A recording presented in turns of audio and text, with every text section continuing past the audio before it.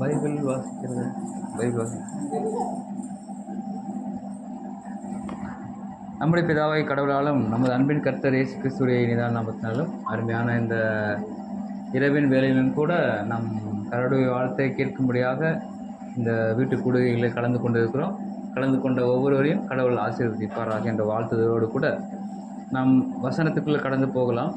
இது பாடத்துடைய தலைப்பு நம்ம ஆல்ரெடி வெகு நாட்களுக்கு முன்பதாக எடுத்திருந்தாலும் இது பிரயோஜனமாக இருக்கும் என்ற வகையிலும் கூட இந்த ஒரு பாடத்தை மத்தியில் எடுக்க நம்ம பிரயாசப்படுவோம். மை வீக்னஸ் அப்படின்னு சொல்லக்கூடிய ஆங்கில பதம் இது என்னுடைய பலவீனம் அப்படிங்கிற ஒரு விஷயந்தான். இது எல்லாமே என்ன பண்ண போகிறோம்னா டோட்டலாக பார்க்காம அதில் இருக்கிற சாராம்சங்கள் மட்டும் நம்ம எடுத்து பார்க்கறதுக்கு கடவுள் கிருபை செய்வாராக. வசனம் வாசிக்கலாம். சங்கீதம் 77:10. சங்கீதம் 77:10.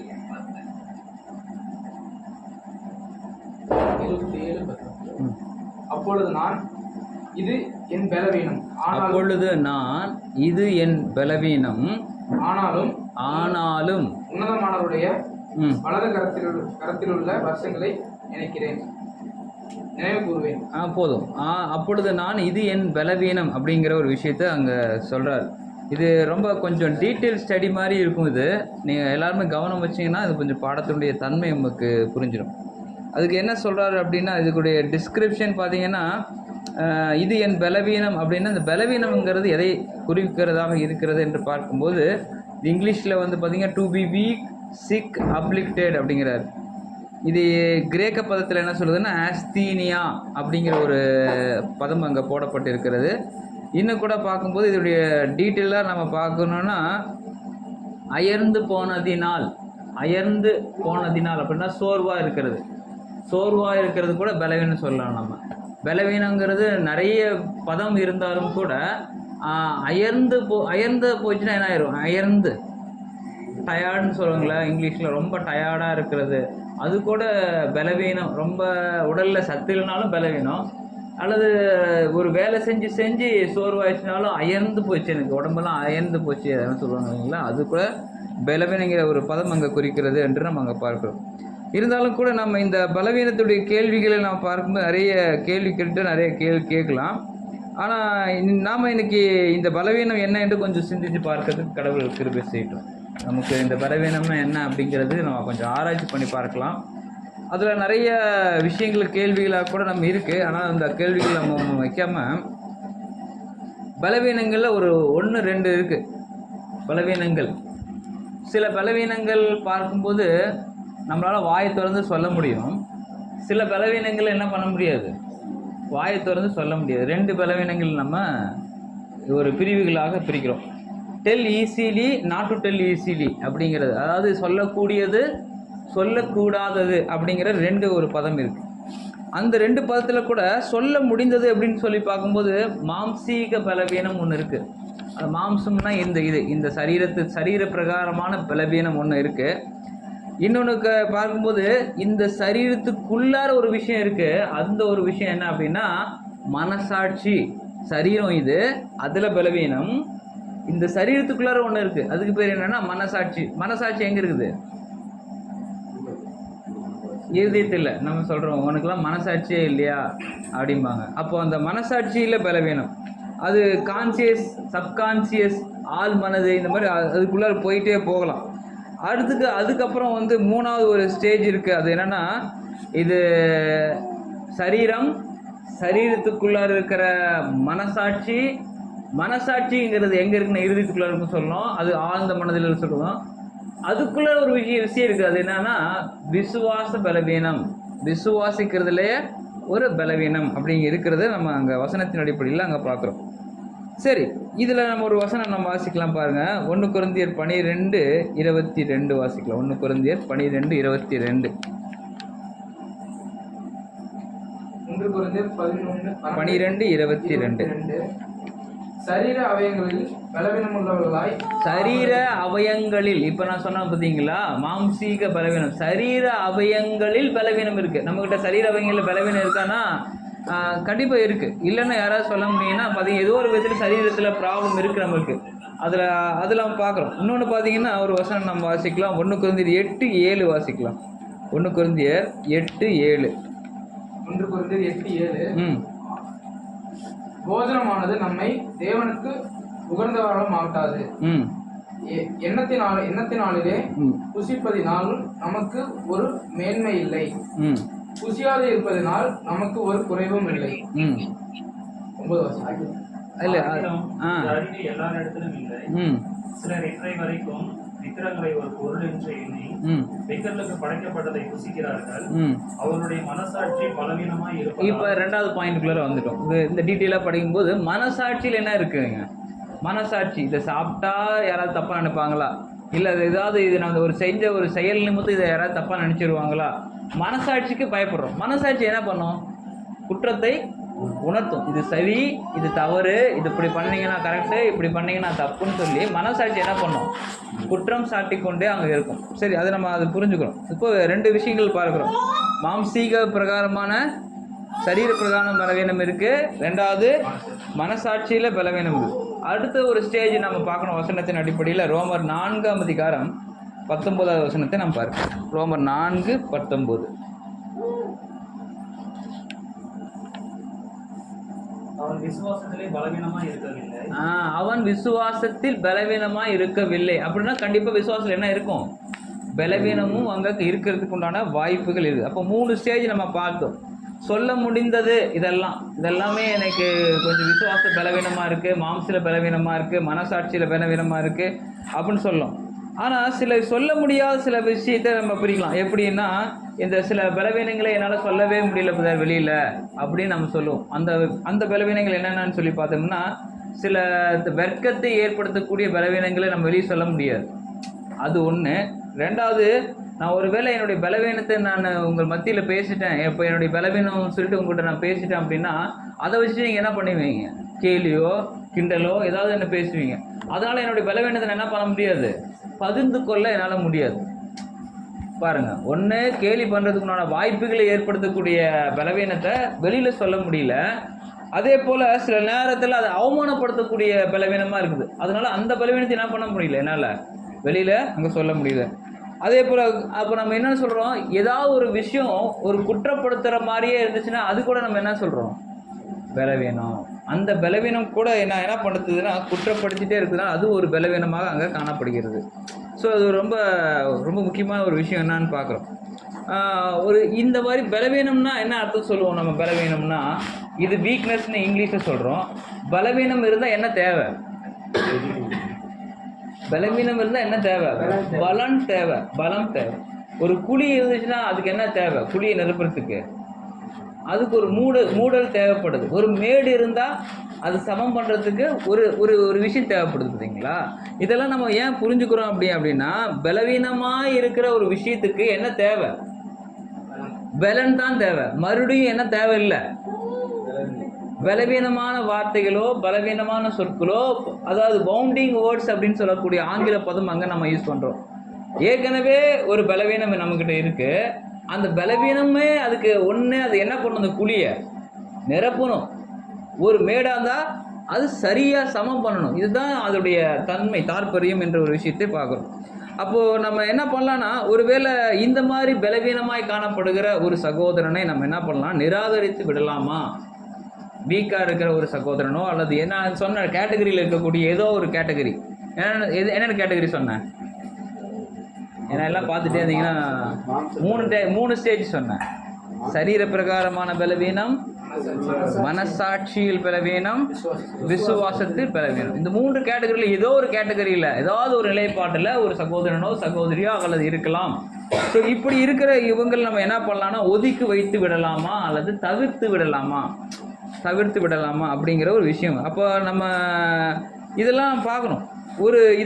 இதில் நம்ம கவனிக்கும் போது என்னென்ன விஷயங்கள் இருக்குது அப்படின்னா, இந்த வளர்ச்சிக்கேற்ற காரியங்களில் சில நேரங்களில் குறைந்து காணப்படக்கூடிய வாய்ப்புகள் 1. 2, பக்குவம் இல்லாத நிலை 2.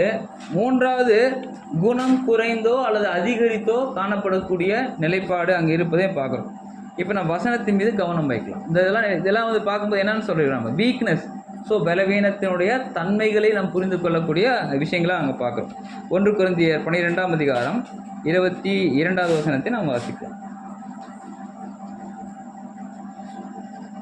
இப்போ நம்ம என்ன பண்ணலாம் அப்படிங்கிறதுக்கு ஒரு க்ளூ அங்கே எடுக்கிறோம். 1 கொரிந்தியர் 12:22. அதுதான் சரீர அவயங்களில்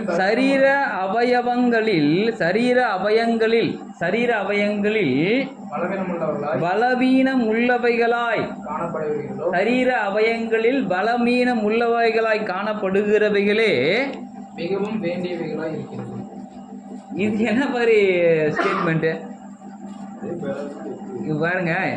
நமக்கு கையில் ஒரு அடிபட்டுருச்சு, இல்லை ஒரு காலில் அடிபட்டுருச்சு, இது ரெண்டு ஏதோ ஒன்று பலவீனம் ஆயிடுச்சிங்களா இல்லைங்களா? இப்போ இது காலில் அடிபட்டுச்சு, உங்கள் சிந்தை முழுவதும் எதில் தான் இருக்கும்?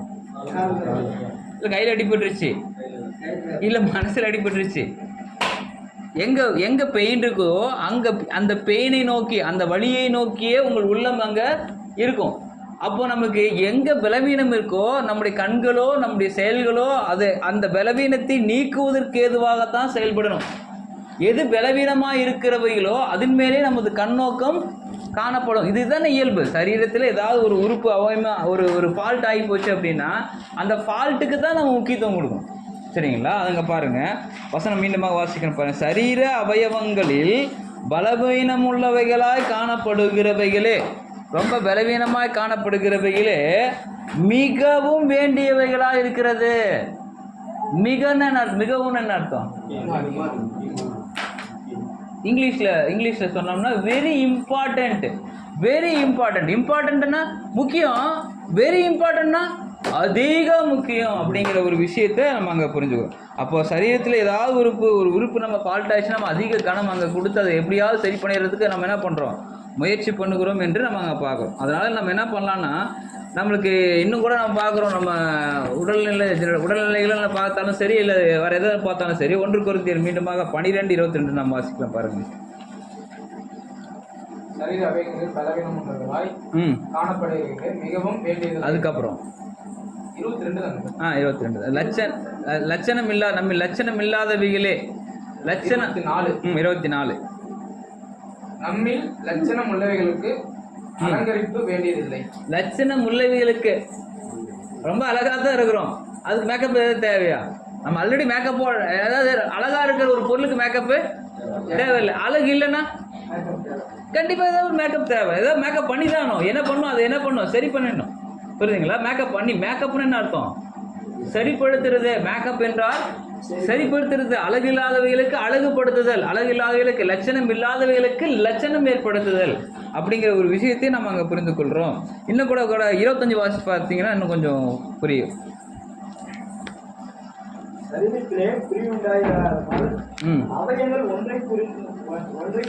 அவயவங்கள் ஒன்றை குறித்து ஒன்றை கவலையா இருக்கும்படிக்கு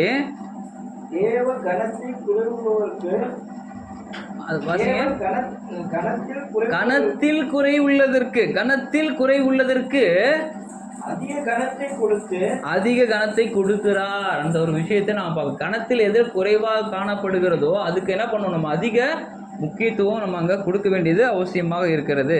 இப்போ நம்ம என்ன ஒரு விஷயம்னா, இப்போ இந்த பிரயாசங்கள் நம்மளுடைய வாழ்க்கையில் எப்படிப்பட்ட வாழ்க்கையில் எப்படி பிரயாசங்கள் பண்ணோம் அப்படின்னா, நம்மக்கிட்ட இந்த பெருந்தன்மையான குணம் காணப்பட வேண்டும் என்ற ஒரு விஷயத்தை நம்ம பார்க்குறோம்.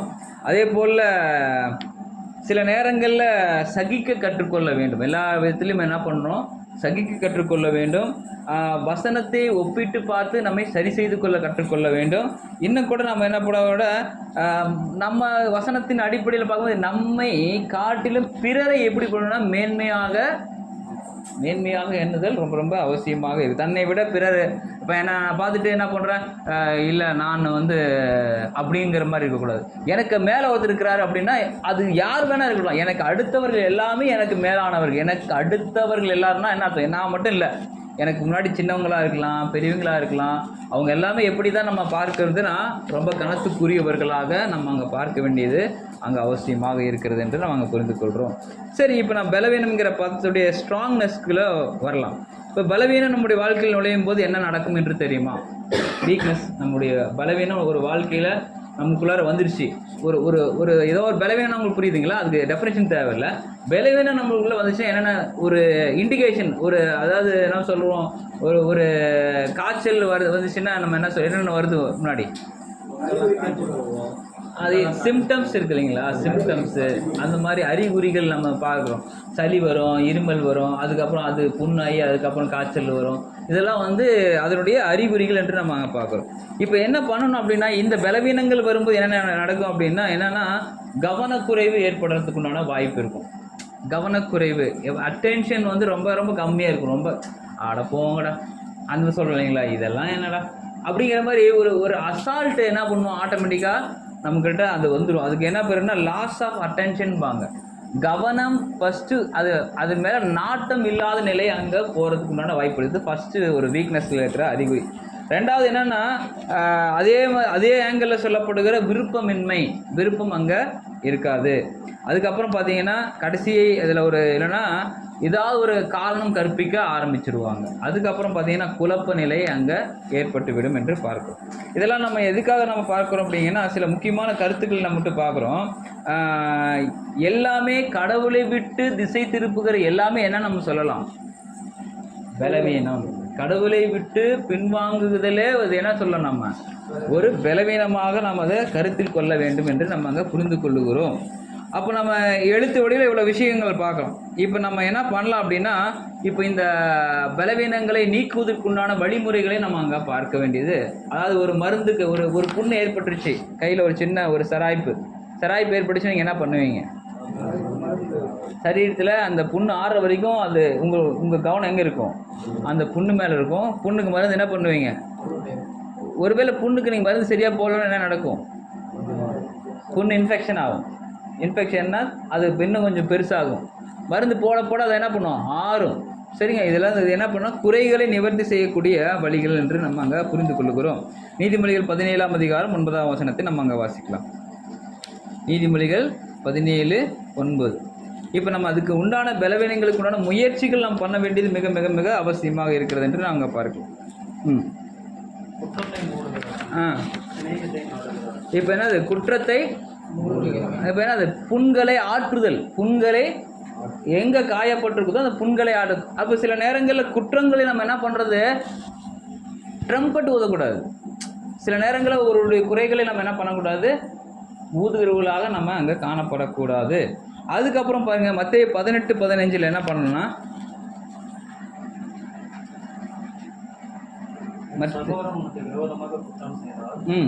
அவரிடத்தில் போய் நீயும் அவரும் தனித்து இருக்கையில் அவர் குற்றத்தை உணர்த்து. அதுக்கப்புறம் நீதிமொழிகள் 19:11 நம்ம வாசிக்கலாம். நீதிமொழிகள் 19:11.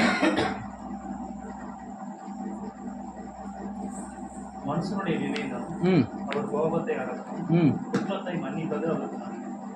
ஏன்னா அது விஷயம் இது ரெண்டுமே பார்த்தீங்கன்னா டீட்டெயிலாக பார்க்குறது. மூடுதல், உணர்த்துதல், மன்னித்தல்.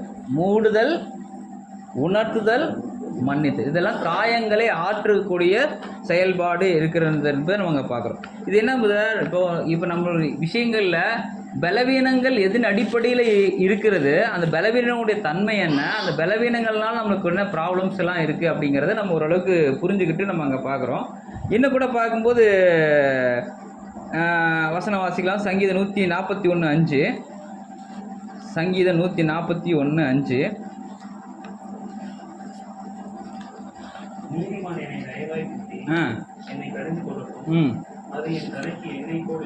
அப்போது சில நேரங்களில் ஒரு புண்ணு நம்ம ஆற்றக்கூடிய போது என்ன பண்ணணும், புண்ணு ஆற்றக்கூடும் போது ஒரு சிஞ்சர் எடுத்து ஊற்றுவாங்க இல்லைங்களா, ஒரு சிஞ்சர் எடுத்து அந்த புண்ணு மேலே ஊற்றி அதை கழுவிட்டு, அப்போ கழுவும் போது என்ன பண்ணுவீங்க, அப்படியே சிரிக்காமல் இருப்பீங்களா, என்ன பண்ணணும், அது அந்த மேலே அந்த சிஞ்சர் ஊற்றுனோடனே அதில் இருக்கிற கிருமிகள்லாம் அழியும் போது என்ன நடக்கும், ஒரு வலி ஏற்படும் பார்த்தீங்களா.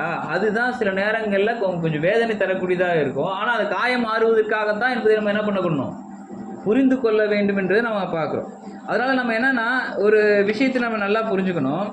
இந்த பலவீனங்களில் சரீர பிரகாரமான பலவீனங்கள், ஆவிக்குரிய பலவீனங்கள், எது ஒரு பலவீனம் வந்துச்சு அப்படின்னா அது பின்வாங்குகிற நிலைமை தான் அங்கே போகுங்கிறத நம்ம மறந்துடக்கூடாது. அப்போ நம்ம சரீரத்திலேயாவது எப்படியாவது என்ன பண்ணணும்னா காயங்களை கட்டிவிட்டு இந்த மாம்ச பலவீனத்திலிருந்து மாறி கடவுளுக்கு நேரான நம்மை பார்க்கக்கூடிய பிள்ளைகளாக அங்கே மாற்றி அமைத்துக் கொள்ள வேண்டும் என்று நம்ம புரிந்து கொள்கிறோம். இதுக்கு உதாரணம் நம்ம சொல்லும்போது நம்ம பலவீனத்தினால நான் செஞ்சுட்டேன் பதில் அப்படின்னு சொல்லக்கூடிய ஒரு உதாரணங்கள் அப்போஸ்தலன் பவுல் என்ன பண்ணியிருக்காரு, ஆரம்ப காலகட்டத்தில் அவர் செஞ்சதெல்லாமே குற்றமாக சில நேரங்களில் செய்தார். அவர் ஆரம்ப காலகட்டத்தில் நிருபங்கள் அவர் எழுதி காட்டுறாரு. ஆனால் எனக்கு பிடிக்கல இப்போ தெரியுது, ஆனால் நான் அதை செய்கிறேன் அப்படிங்கிறார். இது எனக்கு பிடிக்கல, ஆனால் நான் செய்கிறேன். நான் மாம்சம் விரும்பாததை கூட நான் செஞ்சுட்டு இருந்தேன். அதுக்கு வசனம் நம்ம வாசித்து பார்க்கலாம். ரோமர் 7:14. ரோமர் 7:14. மேலும் நம்மளுக்கு தெரிந்திருக்கிறபடி நியாயப்பிரமாணம் ஆவிக்குரியதா இருக்கிறது. நியாயப்பிரமாணம் எப்படி இருக்குது? அது நம்ம மாம்சத்துக்குரிய தானே பார்த்தோம். ஏன்னா இயேசு கிறிஸ்து நியாயப்பிரமாணத்தை எதில் நிறைவேற்றினாரு? ஆவியில நிறைவேற்றினாரு. ஆனா இப்ப வசனம் என்ன போட்டு படிக்குது? ஆவிக்குரியதா இருக்கிறது. ஆனா கம்பாரிசன், ஏன்னா பாவங்கிறது உங்களுக்கு எப்படி தெரியும்? யார் சொன்னாங்க உங்களுக்கு பாவம் இதுதான் பாவம்னு சொல்லி? யார் சொன்னது? நியாயப்பிரமாணம் சொன்னதுனால இதுதான் பாவம்னு சொன்னதால நம்ம பாவம்னு சொல்லி பயந்துட்டு செய்யறது இல்லை. ஒருவேளை நியாயப்பிரமாண புத்தகம் நம்மகிட்ட இல்லைன்னா, பைபிளே உங்களுக்கு கொடுக்கலன்னா பாவம் என்னன்னு தெரிஞ்சிருக்குமா? தெரிஞ்சிருக்காது. பைபிளே கொடுக்கல பலவீனம் என்னன்னு தெரிஞ்சிருக்குமா? தெரிஞ்சிருக்காது. அப்போ நம்ம என்னன்னா மாம்சத்துக்குரியவங்களா இருக்கிற நீங்க பாருங்க, வசனம் வாசிங்க. ஆவிக்குரியதா இருக்கிறது. நானும் பாவத்துக்கு கீழாக விற்கப்பட்டு மாம்சத்துக்குரியவனா இருக்கிறேன். இப்போ யார் இவரு? அப்போஸ்தலன் பவுல் ஆவிக்குரியவரா மாம்சத்துக்குரியவரா? ஆவிக்குரியவர். ஆனா அவர் என்ன மென்ஷன் பண்றாரு? தன்னை மாம்சத்துக்குரியவர் என்று என்ன பண்றாரு? அறிக்கையிடுறாரு. அப்போ என்ன பண்றாரு அதுக்கப்புறம்? நான் செய்கிறது எனக்கே சம்மதி இல்லை. நான் விரும்புகிறதை செய்யாமல் இது யார் ஸ்டேட்மெண்ட்? ஆரம்ப கால அப்போஸ்தலன் பவுலுடைய வாழ்க்கையில வந்த ஸ்டேட்மெண்ட். அப்ப அவரு என்னதான் இருந்திருக்காரு? பலவீனனா இருந்திருக்காரு. ஆனா அவரோட பின்னாடி நிருபங்கள் அவர் எழுதுறது மாதிரி யாருமே எழுதலை. சரிங்களா? அது நம்ம பார்க்குறோம். ஏன்னா நம்ம இன்னும் ரோமர் 7:15-25 வரைக்கும் பார்த்தீங்கன்னா, நான் வெறுக்கிறதை செய்கிறேன், அது நான் செய்யல. அது 17 வாசிச்சு பாருங்க. 17 நான் செய்யல, எனக்குள் வாசமா இருக்கிற பாவமே அப்படி செய்கிறது. நான் செய்யல, எனக்குள் வாசமா இருக்கிற பாவமே அப்படி செய்கிறது. அப்புறம் வசனம் 18 வாசிச்சு பாருங்க. அப்படி என்னிடத்தில், அதாவது என் மாம்சத்தில் நன்மை வாசமா இருக்கிறதில்லை என்று. அப்ப என்ன இல்லை? அவர்கிட்ட மாம்சமா இருக்கிறாரு, பாவம் இருக்குது, நன்மை என்கிட்ட இல்லை. அதுக்கப்புறம் 20 வாசிங்கன்னா தீமையினுடைய பிரமாணம் அவர் இருக்குதுங்கிறாரு. வசனம் 20 வாசிச்சு பாருங்க. அந்தபடி நான் விரும்பாததை நான் செய்தால் நான் அல்ல எனக்குள் வாசமா இருக்கிற பாவமே அப்படி செய்கிறது. 24 வாசிங்க. நிர்பந்தமான மனுஷன் நான் அப்படின்ட்டாரு. அப்போ என்ன அர்த்த விஷயம் அப்படின்னா, நாம ஆவிக்குரிய நிலையில நம்ம வந்துட்டு இருக்கிறோம், நம்ம சொல்றோம். ஆனா நம்ம என்ன மறந்துடும் அப்படின்னா, நம்ம ஆவிக்குரியவர்கள் நினைச்சிட்டு ஆவிக்குரியவர்களாவே நம்ம மாறிட்டோம்னு நினைச்சிட்டு இருக்கிறோம். அப்படி இல்லை. ஆவிக்குரியவர்கள் ஆயிட்டோமா நம்ம? அப்புறம் இந்த மாம்சம் இருக்கக்கூடாது. ஆவிக்குரியவர்கள் என்று நம்ம சொல்லிட்டோம் அப்படின்னா என்ன இருக்கக்கூடாது? ஆவிக்குரியவர்கள் என்று சொன்னால் ஆவிக்குரிய குணலட்சணம் இருக்கணுமே தவிர மாம்சம் அப்படிதான் இருக்குங்கிறத நம்ம மறந்துடக்கூடாது. ஆவிக்குரியவர்கள் நம்ம சொல்லிடுறோம், ஆனா சரீரம் பார்த்தா இருக்கு. அப்ப எதுல நம்ம ஆவிக்குரியவர்கள் என்று சொல்லணும்? கேரக்டர்ஸ், குணலட்சணங்களை நம்ம ஆவிக்குரியவர்கள் என்று நம்ம சொல்லணுமே தவிர, ஆனா மாம்சம் என்ன ஆகுறது இல்லை. எனக்குள் நான் ஒரு வேளை செஞ்சுட்டேன்னா எனக்குள்ள வாசமா இருக்கிற பாவமே அப்படி. அதுக்காக நம்ம பாவம் செய்யலாமான்னா பாவம் செய்யக்கூடாது. ஸோ இதில் நம்ம கேடர் நம்ம கொஞ்சம் புரிஞ்சு அங்கே பார்க்கணும். வசனம் நம்ம வாசிச்சு பாருங்க. இப்போ அவர் அது ஸ்டேட்மெண்ட் கொஞ்சம் மாத்துறாரு. இப்போ என்ன ஆயிட்டாரு? பலவீனமாக இருந்த அப்போஸ்தலன் பவுல் இப்போ ஸ்ட்ராங் ஆயிட்டார். எப்படி ஸ்ட்ராங்காக வர்றாரு அப்படின்னு பார்த்துங்கன்னா பாருங்க, ரோமர் 8:6-7 நம்ம வாசிக்கலாம். இப்போ சொன்னோடனே அப்போஸ்தலன் பவுலே பரவாயில்ல, அவ்வளோ பாவியாக இருந்திருக்காரு, நாமளும் செஞ்சா என்ன தப்பு, நாமளும் பலவீனத்தில் என்ன பண்ணலாம், நிறைய பாவங்கள் செய்யலாமே அப்படின்னு நம்ம சொல்ல தோணும். அப்படி ஒரு மைண்டுக்குள்ளார அப்படியே ஒரு சின்ன கிளிப்பு, ஒரு கிளிப்பு வந்துருக்கும், ஓ பரவாயில்ல அப்படின்ட்டு. ஆனால் அப்படி இல்லை அப்படின்னு வசனம் சொல்லுது பாருங்க. 8:6 மாம்ச சிந்தை. அதே அப்போஸ்தலன் பவுல் தான் எழுதுறாரு. மாம்ச சிந்தை மரணம். அடுத்தது ஆவியினுடைய சிந்தையோ மாம்சத்துக்கு உட்பட்டவர்களா இருந்தா பலவீனம் இருக்கும். ஆனா சிந்தை எப்படிப்பட்டதா இருக்கணும்?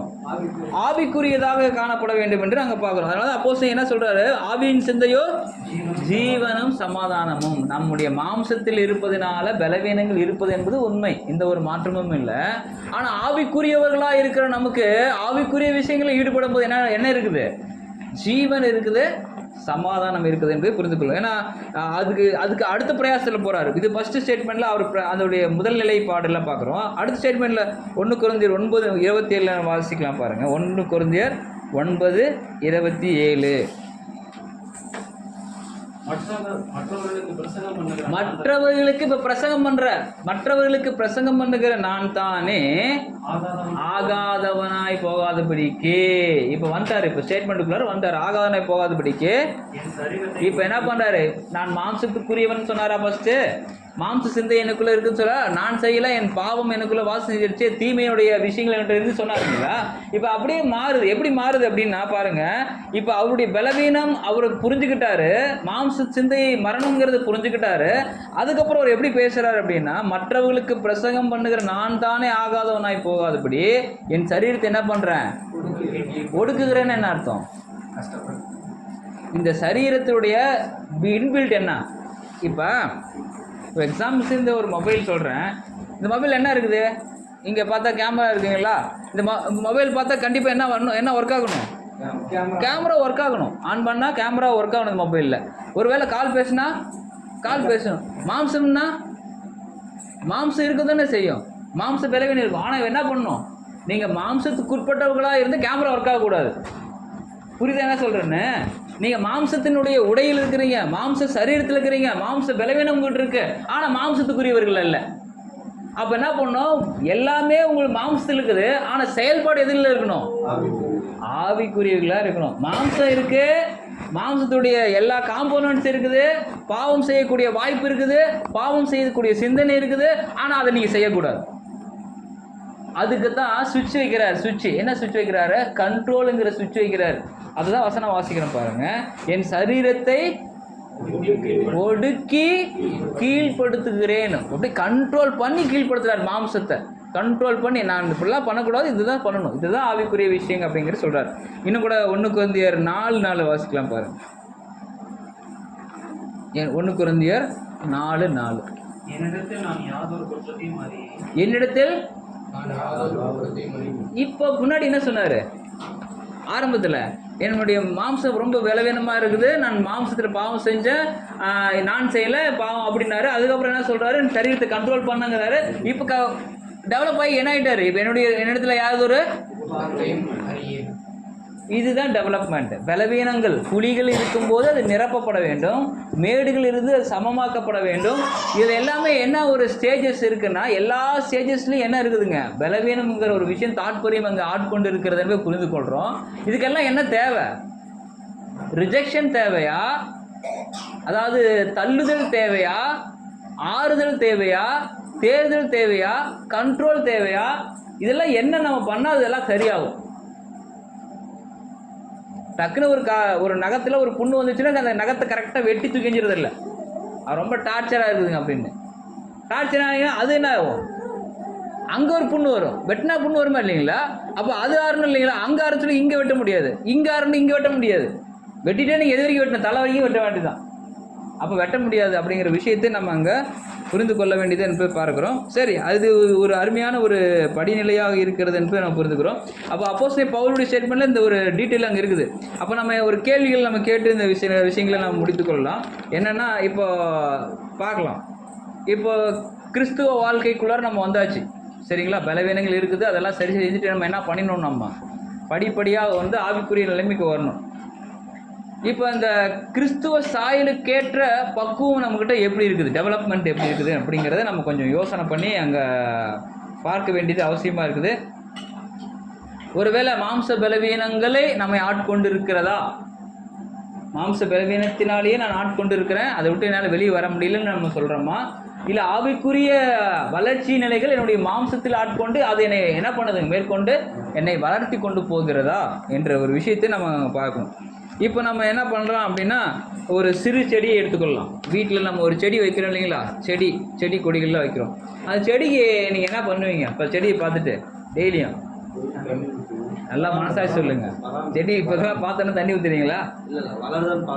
டெய்லி பார்ப்பீங்க, செடியை பார்ப்பீங்க. பார்த்துட்டு காஞ்சிருக்குதா, இல்லை பச்சை பச்சையாக இலைய இருக்குதா, அது கொஞ்சம் இந்த வளர்ச்சி இங்கேருந்து கொஞ்சம் வளர்ந்துக்குதா, அப்படி பார்ப்போமா இல்லைங்களா? ஒரு செடியை பார்த்தா அதனுடைய வளர்ச்சியை நம்ம பார்ப்போம். ஒரு செடி அதனுடைய வளர்ச்சி, அதனுடைய பச்சை தன்மை, அது காஞ்சிருக்குதா இல்லையா, அது உயிரோடு இருக்குதுன்னா எப்படி கண்டுபிடிப்போம்? பச்சையாக இருந்தால் உயிரோடு இருக்குது, காஞ்சிருச்சுன்னா போதிய ஆகாரம் அதுக்கு இல்லாதனால அது மரிச்ச ஒரு நிலையை அங்கே பெற்றுக்கொண்டிருக்குது பார்க்குறோம்.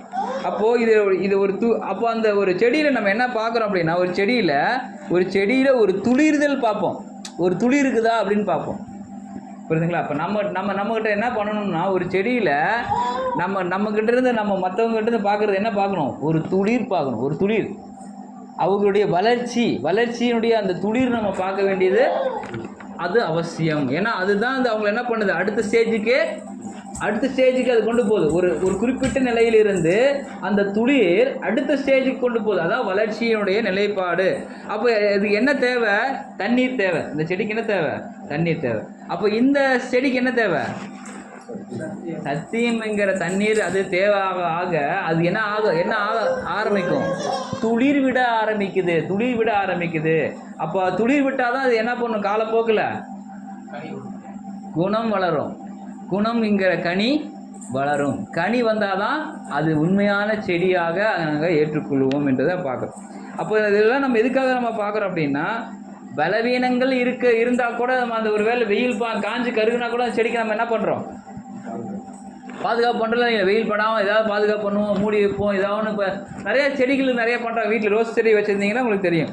அதெல்லாம் நம்ம என்ன பண்ணலாம், நிறைய விஷயங்கள் என்ன பண்ணலான்னா நம்ம யோசிக்க வேண்டியதாக இருக்குது. ரோமர் 14 நம்ம வாசிக்கலாம். அது வேணாம் விட்டுருங்க. ரோமர் 14:19 வாசிக்கலாம். ரோமர் 14:19. ஆனபடியால் சமாதானத்துக்கு அடுத்தவைகளையும் அந்யோன்ய பக்தி விருத்தி உண்டாக்கத்தக்கவைகளையும் நாடக்கடவோம். அதுதான் ரொம்ப விஷயம். அதனால் நம்ம என்ன பண்ணலாம் அப்படின்னா, மனசாட்சி ரொம்ப ரொம்ப முக்கியமாக இருக்குது. அடுத்தது ஸ்டேஜ் இதில் இருக்குது பார்க்கும்போது. அதனால் நம்ம நல்ல விஷயங்கள் நிறைய டீட்டெயிலாக நம்ம போனால் புரிஞ்சுக்கலாம். ரோமர் 2:15 வாசிக்கலாம். ரோமர் 2:15. இப்போ நம்ம இது வரைக்கும் பார்த்தது சரீரத்தில் காணப்படுகிற பலவீனங்களை குறித்து அதோடைய வளர்ச்சி நிலையை பார்த்தோம். அதுக்கப்புறம் நம்ம ஒரு சின்ன 2 டெஸ்ட் மட்டும் பார்த்துட்டு முடிச்சிடலாம். மனசாட்சின்னு ஒன்று இருக்குது பார்த்தீங்களா? மனசாட்சி என்ன தான் பண்ணுறோம், நம்ம என்ன பண்ணாலுமே அது கரெக்டாக பேசும். மனசாட்சி நம்மகிட்ட சொல்லும், இது தப்புப்பா, இது சரிப்பா. நம்ம சொல்லியிருக்கேன், என்னைக்காவது சொல்லியிருக்கா? மனசாட்சி பேசாதவங்க ஒருத்தருமே இருக்க மாட்டாங்க. ஏன் அப்படின்னா, இது நம்மளுக்கு ஆபத்தை அறிகுறிப்படுத்துறது எது? இது தப்பு, நீ பண்ணால் தப்புன்னு கண்டிப்பாக தெரிஞ்சதை நம்ம என்ன பண்ணுறோம்? சில நேரங்கள் தப்பு பண்ணுவோம். அந்த தப்பு தான் அது என்னது?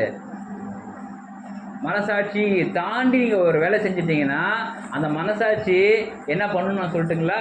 உங்களை குற்றப்படுத்திகிட்டே இருக்கும். புரியுதுங்களா? அதனால் என்ன பண்ணுவாங்க? அதனால தான் மனசாட்சியில் சூடுண்ட பொய்யரும்பார். மனசாட்சி சொல்கிறத என்ன பண்ண, சூடு வச்சு அப்படியே மறைச்சிடுறது. அது என்ன பண்ண, மனசாட்சி சொல்லும் போதே நம்ம கீழ்ப்படிஞ்சிட்டோம்னா என்ன ஆகாது? தவறுகள் பெரிதாக நடக்காது. ஆனால் மனசாட்சி என்ன பண்ணுறது இல்லை, சில நேரங்களில் கீழ்ப்படுகிறது இல்லை என்று நம்ம அங்கே பார்க்குறோம். சரி, வசனம் வாசிக்கலாம். அவர்களுடைய மனசாட்சியும் கூட சாட்சி இருக்கிறதுனாலும் அவர்களுடைய மனசாட்சி என்ன பண்ணுது? கூட சாட்சி இருக்கிறதுனாலும் குற்றமுண்டு குற்றமில்லை என்று அவர்களுடைய சிந்தனையில் ஒன்றை ஒன்று குற்றமுண்டு குற்றமில்லை என்று இருக்கிறதுனாலும் நியாய பிரமாணத்தில் போதும். என்ன 2 விஷயம் நடக்குது? குற்றம் உண்டு, குற்றமில்லை. அது என்ன பண்ணுது? ரைட் ராங் 2 விஷயத்தை அங்கே காட்டுறது. அதாவது இதே 13:5 வாசிக்கலாம்.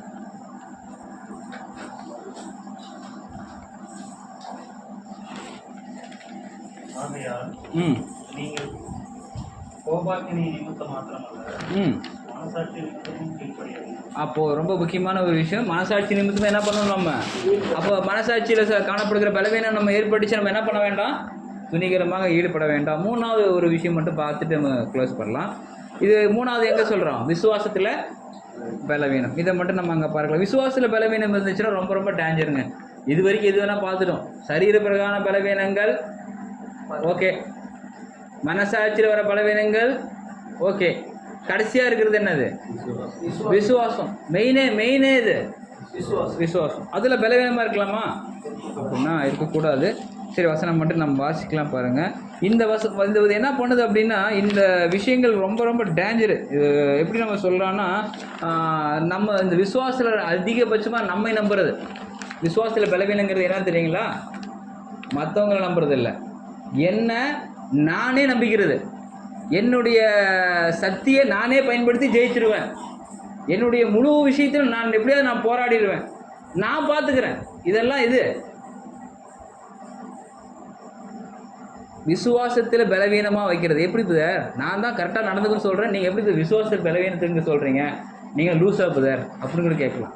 ஆனால் என்ன விஷயம் அப்படின்னா, நம்முடைய நம்பிக்கை யார் மேலே தான் வைக்கணும்? என் கடவுள் எனக்கு என்ன பண்ணுவார்? செய்வார். எனக்காக யாவையும் செய்து முடிப்பார். வருத்தப்பட்டு பாரம் சுமக்கிறவர்களை நீங்கள் எல்லாரும் யார்கிட்ட வரணும்? இல்லை நானே பார்த்துக்கிறேன், இல்லை நானே பார்த்துக்கிறேன் அப்படின்னா என்னால் முடியும். அது விசுவாச அறிக்கையாக இருக்கலாம். ஆனால் இது எல்லாவற்றையும் யார் மேலே தான் நம்ம வைக்கணும்? ஒருவேளை நாளை தினத்தை குறித்து கவலைப்படாதுன்னு சொல்லிட்டு நம்ம மேலே நம்பிக்கை வச்சு ஓடக்கூடாது. இது ஒரு பலவீனமாக இருக்குது பாருங்க. வசனம் நம்ம ரோமர் 4:19 நம்ம வாசிக்கலாம் பாருங்க. ரோமர் 4:19. அவன் விசுவாசத்தில் பலவீனமாக இருக்கவில்லை. அப்போ நம்ம எங்கே பலவீனமாக இருக்கக்கூடாது? விசுவாசத்தில் பலவீனமாக இருக்கக்கூடாது. இதே நம்ம மீண்டுமாக நம்ம வசனம் வாசிக்கலாம். சங்கீதம் 77. சங்கீதம் 77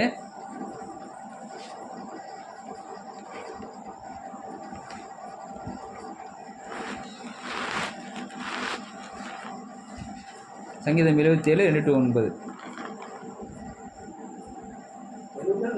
2-9.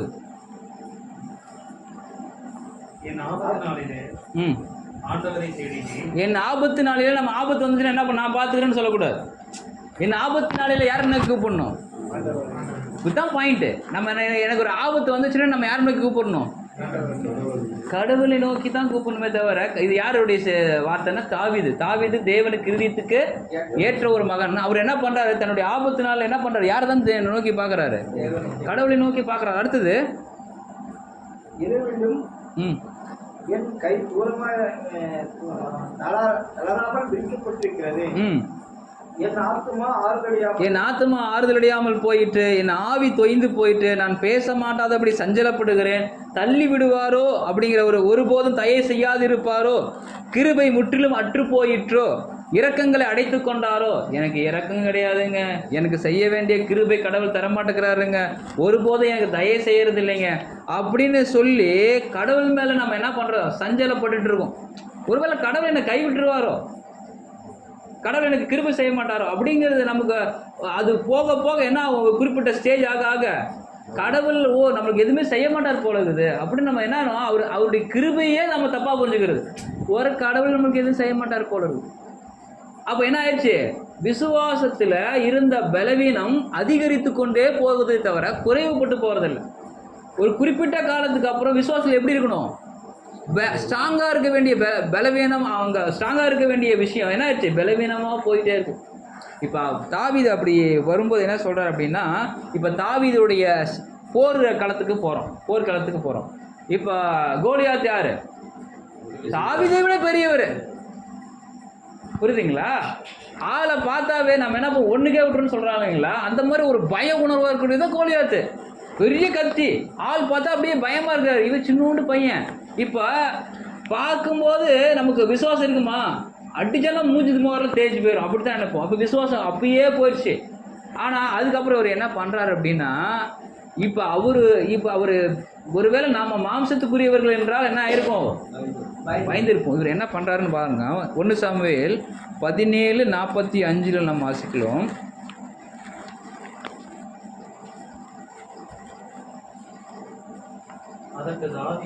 அதற்கு தாவீது இப்போ என்ன பண்றாரு அப்படின்னா, இவர் சாதாரண ஆள் கிடையாது. சாட்டன் என்ன பண்ணுவார் ஃபர்ஸ்ட்னா, 2 விஷயத்தில் கொண்டுருவார். ஃபர்ஸ்ட் 3வது விஷயத்தை விசுவாசத்துக்கு வருவார். ஃபர்ஸ்ட் மாம்சத்தில் உங்களை என்ன பண்ணிடுவார், கொண்டுருவார். 2வது மனசாட்சியில் கொண்டுருவார். இது என்ன பண்ணுறது, இது தப்புடா தம்பி, இதெல்லாம் செய்யாதரா அப்படின்னு சொன்னா என்ன பண்ணுவான், அதை ஆத்துரு,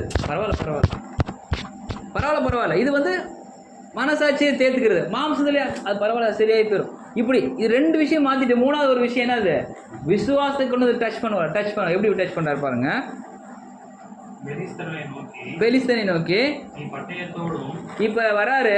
நான் என்ன பண்ணுறேன், நான் ஒரு சிந்துகளை கொண்டுருண்டா, அப்படி நான் ஒன்று கொண்டுருந்தான்னு சொல்லலை, நான் ஒன்று கொண்டு போடுவேன் அப்படின்னு அவர் சொல்லலை. மாறாக என்ன சொல்கிறாரு, இப்போ விசுவாசத்தை அறிக்கையிடுறாரு. எப்படி அவருடைய விசுவாசத்தில் பலவீனமாக நான் எப்படி அப்போஸ்தலனாகிய பவுல் அங்கே ஸ்டேட்மெண்ட்டில் எழுதுறாரு பார்த்தீங்களா, அவன் விசுவாசத்தில் பலவீனமாக இருக்கவில்லை அப்படிங்கிற மாதிரி தாவீது அப்போ அவர் விசுவாசத்தில் எப்படி இல்லை, பலவீனமாக இருக்கவில்லை. அவர் என்ன எப்படி எழுதுறாரு பாருங்க.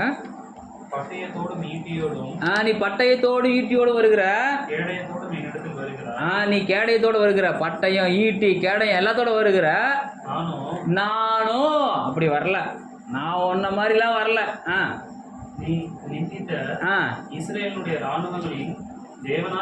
நீ நிந்தித்த பார்த்தீங்களா, நீ நிந்திக்கிறதுனால எனக்கே பயம் வந்துருச்சு, நானும் கடவுளை விட்டு பின்வாங்கிடணும்னு ஒரு பயம் வந்துருச்சு. இப்போ பார்த்தீங்கன்னா எனக்கு பின்னாடி உங்களுக்கு கண்ணுக்கு மறைவாக இருக்கக்கூடிய சேனைகளுடைய இராணுவம் இருக்குதுங்கிறார்.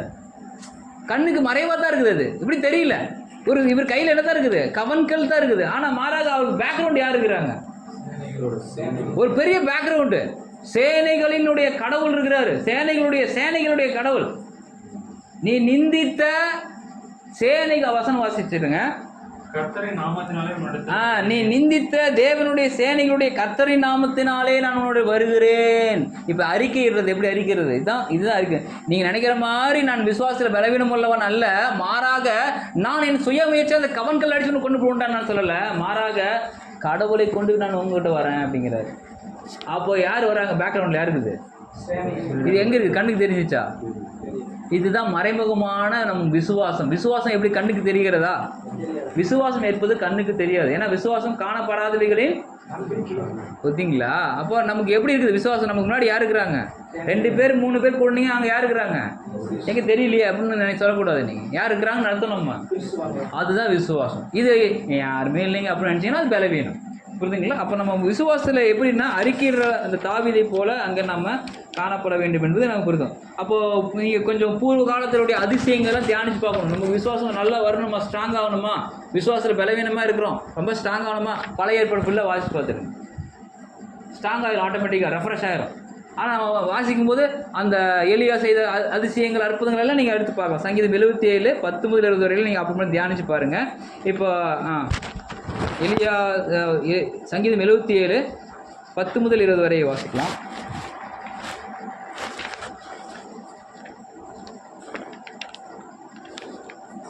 சங்கீதம் 77 10. அப்பொழுது நான்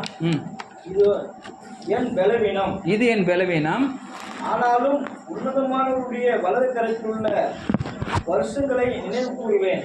உன்னதமான இருக்கிற வருஷங்களை நினைவு கூறுவேன். கர்த்தருடைய செயல்களை நினைவு கூறுவேன். உங்கள் விசுவாசம் பலவீனமா இருக்கிறீங்களா, கர்த்தருடைய செயல்களை நீங்க என்ன பண்ணுங்க, நினைவு கூறுங்கள். கடவுள் செய்த அதிசயங்கள் இருக்கு, நினைவு கூறுங்க. பூர்வ காலத்து அதிசயங்களை நினைவு கூறுங்க. உம்முடைய கிரியைகள் எல்லாம் தியானித்து உம்முடைய செயல்களை யோசிப்பேன் என்று. அப்போ யோசனை பண்ணி பாருங்க. மலையில எலியா அந்த செய்த அந்த அற்புதங்கள்லாம் உங்களுக்கு தெரியும். கர்த்தர் பாகால் தெய்வமானால், எலியாவுடைய கடவுள் சொல்றக்கூடிய தெய்வமானால் தேவனை, அந்த மெய்யான கடவுளை நீங்க பின்பற்றுங்க அப்படிம்பாரு. அப்போ இதுல யார் ஜெயிச்சது பார்த்தீங்களா? மெய்யான கடவுள் யார் என்று அங்க நிரூபிச்சு காட்டினாரு அந்த எலியா. அந்த அக்னி வந்து இதை பச்சிக்கிட்டோன்னா அது பச்சிச்சு, அங்கே தண்ணியெலாம் ஊற்றி வச்சு குடங்கணமாக ஊற்றுனாங்க, பச்சிச்சு. அப்போ அந்த ஒரு விஷயம் என்ன நம்ம பார்க்குறோம், கடவுளுடைய புயம் குறைவுற்று இருக்கிறது என்று நம்ம என்ன பண்ணக்கூடாது. கடவுளுடைய கரம் ஐயோ அது ரொம்ப சின்ன கரங்க, அது யாரையுமே குணப்படுத்தாது, யாரையுமே சரிப்படுத்தாது, நம்ம என்ன சின்ன மாதிரி நினைக்கிறோம், சின்ன விஷயம் நினைக்கிறோம். ஆனால் அப்படி இல்லை. மாறாக கடவுளை போல ஒரு உலகத்திலேயே யாருமே இல்லை. அப்படிங்கிற நினைவுக்குள்ளே வரது தான் விசுவாசத்தில் ஸ்ட்ராங் பலமாக வருது. ஏன் அப்படின்னா நீங்கள் அந்த கடைசியில் பார்த்தீங்கன்னா உமது புயத்தினாலே அவர் என்ன பண்ணியிருக்காரு, அவர் வல்லமையில் கரமே நம்மளை என்ன பண்ணியிருக்கு, மீட்டு கொண்டு இருக்குது. இன்றைக்கி நான் என்ன பேசுகிறேன், நீங்கள் உட்காந்து கேட்குறீங்க. இன்னும் எத்தனையோ பேருக்கு அவர் சொல்ல போகிறாரு, எத்தனையோ பேர் அவரை ஏற்றுக்கொள்ள போகிறாங்க, உலகமே அவரை ஆராதிக்க போகுது அப்படிங்கிற விஷயம் யாருக்கு தெரியும், நமக்கு தெரியும். அப்படிங்கிற அதை அப்போ நம்ம என்னன்னா இந்த ஒரு விஷயங்கள் நம்ம என்ன வந்து புரிஞ்சுக்கணும்னா, கடவுளுடைய வல்லமையோ கடவுளுடைய கிருபையோ கடவுளுடைய இரக்கத்தையோ நம்ம சின்னதுன்னு நினைக்கக்கூடாது. இதுக்கெல்லாம் யார் காரணமாக இருக்கிறாங்க அப்படின்னா இந்த பலவீனங்கள் தான் காரணமாக இருக்காங்க. ஃபஸ்ட்டு நம்ம எங்கே டச் பண்ணோம், சரீரத்தில் பலவீனம் டச் பண்ணோம். எங்கே அடித்தா உட்காருவீங்கன்னு கண்டுபிடிச்சிருவாரு. ஒன்று. ரெண்டாவது உக்காந்துட்டீங்க, அப்புறம் அடுத்து என்னமாடா வாழ்க்கை, இதெல்லாம் ஒரு வாழ்க்கையாடா அப்படின்னு ரெண்டாவது எங்கே டச் பண்ணுவார், மனசாட்சி. மூணாவது எங்கே டச் பண்ணுவார், கடவுளும் வேணாம் ஒன்றும் வேணாம், நம்ம என்ன பண்ணிடலாம், எப்படியோ போயிடலாம், நம்ம வேலையை பார்த்துட்டு போகலாம் அப்படிங்கிறது மூணாவது. 1 2 3 அடிச்சுட்டு நீ யார், சக்கை அதை பாயிண்ட் அவுட் பண்ணி அடிக்கிறார், அவ்வளோதான், வெரி சிம்பிள். அப்போ நம்ம என்ன பண்ணோம், விசுவாசத்திலிருந்து ஆரம்பிச்சோம், சரீரத்திலிருந்து ஆரம்பிக்கணும். சரீரத்தில், மனசாட்சியில், விசுவாசத்தில், இதெல்லாம் நம்ம என்ன பண்ணிக்கணும், பலப்படணும். எப்படி பலப்படும், அதுதான் சங்கீதம் 77 நம்ம வாசிச்சோம். பூர்வ காலத்தில் கடவுள் செய்த அற்புதங்கள், அடையாளங்கள், அவர் நடத்தி வந்த விதங்கள் எல்லாவற்றையும் நினைத்து பார்த்து அதே வல்லமை கர்த்தருடைய கரம் குறுகி இருக்கிறதோ, அவருடைய ஆவி செயல்படாதோ அப்படிங்கிற மாதிரி நம்ம போயிடக்கூடாது. கண்டிப்பாக அதே கடவுள் தான் இன்றைக்கும் இருக்கிறாரு, அதே ஆவி தான் இன்றைக்கும் இருக்குது, இன்றைக்கும் அதே மாதிரி தான் செயல்படுவார் என்று நம்ம என்ன பண்ணலாம், விசுவாசிக்கிறவர்களாக இருக்கிறோம். பொறுமையாக இருக்கட்டும். உங்கள் அனைவரும் கடவுள் ஆசீர்வதிப்பார்கள்.